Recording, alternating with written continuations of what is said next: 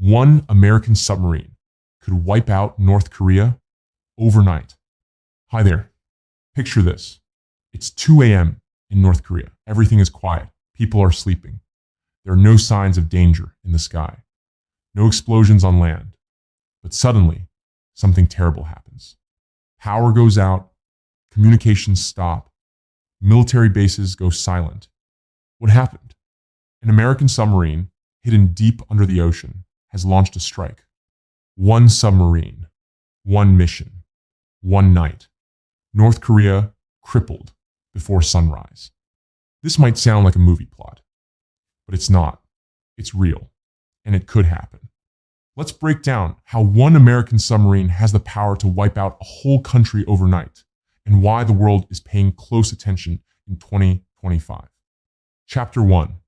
Meet the underwater giant, the Ohio-class submarine. The US has one of the most powerful weapons in the world, the Ohio-class nuclear submarine. It's massive, over 560 feet long. That's longer than a football field. It can stay underwater for months. No need to come up. No need to dock. It just moves silently through the ocean, almost like a ghost. But here's what makes it really scary. It carries 24 Trident II missiles, and each missile can hold up to 14 nuclear warheads. That's 336 nuclear warheads on one submarine, enough to wipe out hundreds of cities, enough to end a war before it even begins. And the craziest part, you never know where it is. It's always moving, quiet, hidden, just waiting. Chapter 2. Why North Korea can't see it coming. North Korea has weapons. It has soldiers. It has defense systems. But it has one big weakness. It can't see underwater very well. Unlike the US, North Korea has limited sonar technology. It doesn't have advanced systems to track submarines deep in the ocean. Its satellites can't detect what's under the sea. Its ships can't find fast, quiet subs.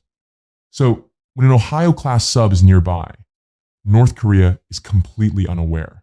It's like playing hide and seek and being completely blind. This gives the US a huge advantage. Chapter 3.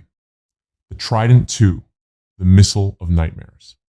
Now, let's talk about the Trident II D5 missile. It's fast. It can fly over 7,000 miles from the middle of the ocean to anywhere on Earth. It doesn't just fly. It goes into space, then comes down at 13,000 miles per hour, and it's precise. Each warhead can hit a different target at the same time. One missile, multiple targets, boom, boom, boom. By the time a country even notices the missile, it's already too late. There's no defense system fast enough, no time to react, no time to escape. Chapter 4. What would be hit first? If the US decides to strike North Korea, here's what would likely be targeted first. Government buildings in Pyongyang, missile launch sites, nuclear weapon storage and labs, Air Force bases and military airports, submarine and naval ports, radar and communication towers. The attack wouldn't come from one direction. The missiles would rain down from different angles. Everything would be hit at once. No time to warn. No time to organize defense. Total shock. Total blackout. Chapter 5. Could North Korea fight back? Yes, North Korea has missiles too. It might try to strike back. But here's the problem. The US submarine is hidden. It's thousands of miles away. North Korea won't know where the attack came from. And by the time they try to respond, their missile systems may already be destroyed. Their command centers may be gone. Their leaders may not be able to communicate. It's like being in a boxing match and getting knocked out before the first round even begins. Chapter 6. This plan isn't new. This kind of attack is not just an idea. The US military already has detailed plans for this. They update them regularly. They run simulations. They prepare for all possible situations. And here's something important. At any time, there's a US submarine already in the Pacific Ocean, close enough to strike North Korea. They move in silence. They change locations often. They're always ready 24/7. Chapter 7. Why submarines are the perfect weapon. Submarines like the Ohio class are scary for a reason. They're built to be the perfect weapon. Here's why. You can't see them. No one knows where they are. They work alone. They don't need backup or support. They're always ready.